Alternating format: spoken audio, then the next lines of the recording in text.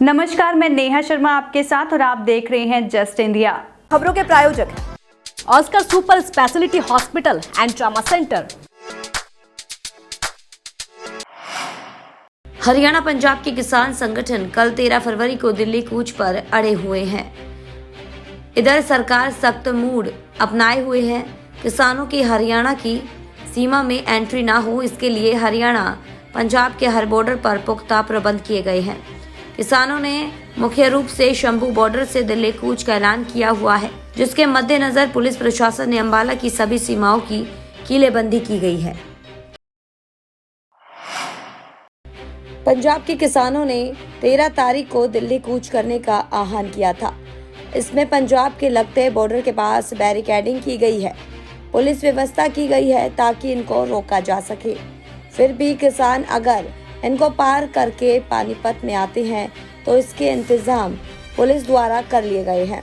अभी तक पानीपत की जो स्थिति है वो पूरी तरह से सामान्य है। पानीपत के एसपी ने कहा है कि खापों से भी उनकी बात हुई थी। कुछ खापों के सदस्यों ने इस आंदोलन में भाग लेने से मना कर दिया था और जिन्होंने इसकी घोषणा की थी उनसे पुलिस की लगातार बातचीत चल रही है। और आपको बता दें कि हल्दाना पट्टी कल्याण के पास पुलिस की जो कंपनियां हैं वह पूरी तरह से मुस्तैदी से तैयार है। पंजाब के जो बॉर्डरिंग डिस्ट्रिक्ट है वहाँ पे काफ़ी पुख्ता इंतजाम किए गए हैं, बैरिकेडिंग और पुलिस की व्यवस्था की गई है ताकि उनको रोका जा सके। परंतु फिर भी यदि किसान यहाँ से आगे आते हैं तो जो पानीपत ज़िले के अंदर कानून व्यवस्था बरकरार रखने के लिए इस संदर्भ में व्यापक इंतजाम किए जा रहे हैं। इसी संदर्भ में हमने 4 जो कंपनियां हैं वो तैयार की हैं, जो लगातार एंटी राइट इक्विपमेंट्स के साथ में ड्रिल कर रही है पुलिस लाइन में। वो आंसू गैस के गोले हों, चाहे वज्रा वाहन हो, वाटर कैनन हो, उनका उपयोग की उनकी लगातार ट्रेनिंग दी जा रही है।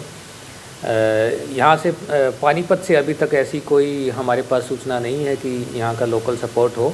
और जैसा आपको पता है भी कि अन्य खापों ने भी इसके बारे में पार्टिसिपेट करने से अभी तक कोई सहमति नहीं दी है। तो इसी संदर्भ में पानीपत में भी हमारी तैयारियां चालू है। हरियाणा भाजपा के अध्यक्ष रह चुके सुभाष बराला को भारतीय जनता पार्टी ने राज्यसभा में भेजने का निर्णय लिया है। सुभाष बराला प्रमुख जाट और किसान नेता होने के साथ ही हरियाणा राज्य सार्वजनिक उपक्रम ब्यूरो के चेयरमैन हैं, जिसके अंतर्गत राज्य के सभी बोर्ड एवं निगम संचालित होते हैं। सुभाष बराला को मुख्यमंत्री मनोहर लाल का बेहद करीबी माना जाता है।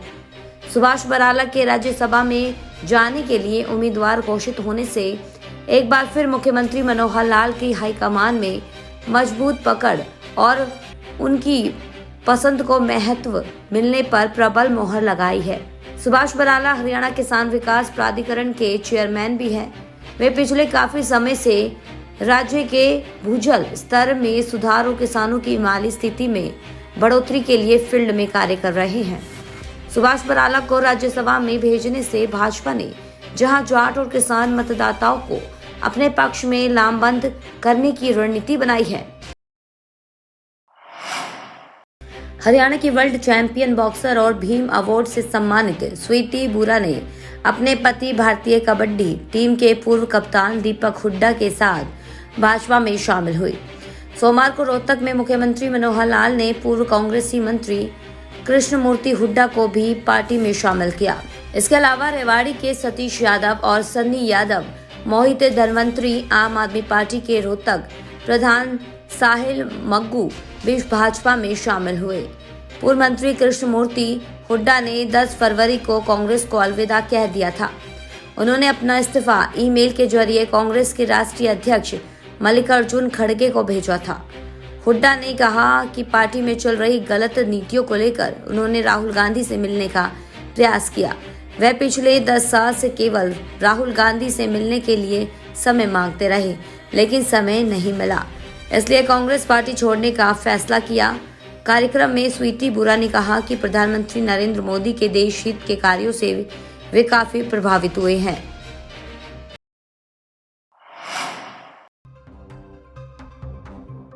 रोहतक के सुखपुरा चौक पर 2 दोस्तों पर फायरिंग करने की वारदात सामने आई है।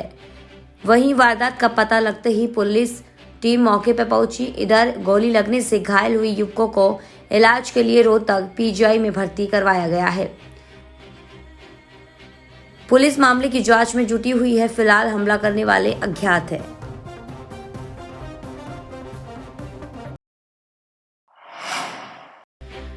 जींद के एकलव्य स्टेडियम में पेंशन बहाली संघर्ष समिति हरियाणा के बैनर तले प्रदेश अध्यक्ष विजेंद्र धारीवाल के नेतृत्व में पेंशन संकल्प महारैली हुई, जिसमें हरियाणा प्रदेश के सभी विभागों के लाखों कर्मचारियों ने पहुंचकर पेंशन बहाली की आवाज को बुलंद किया है।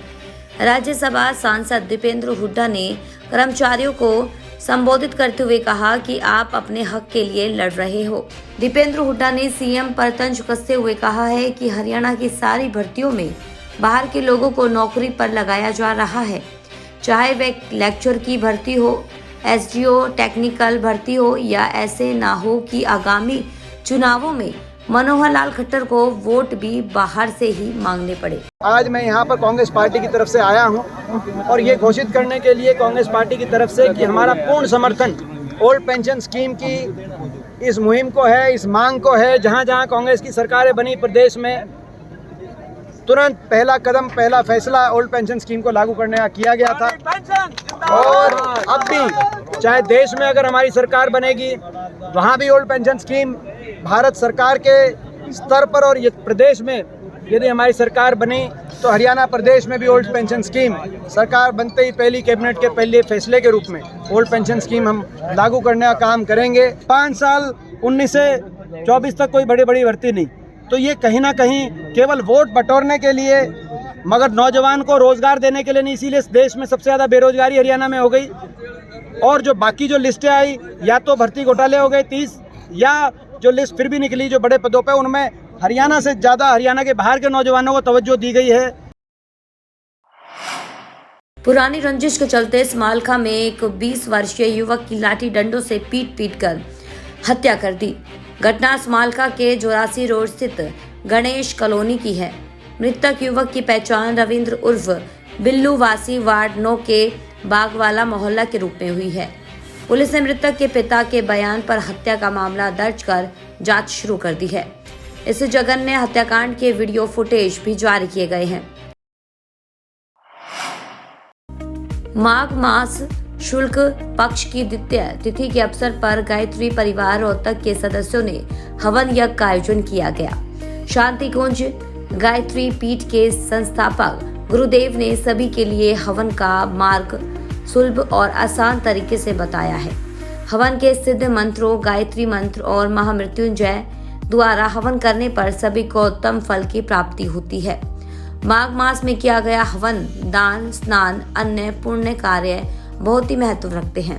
उनका हजारों गुना फल प्राप्त होता है।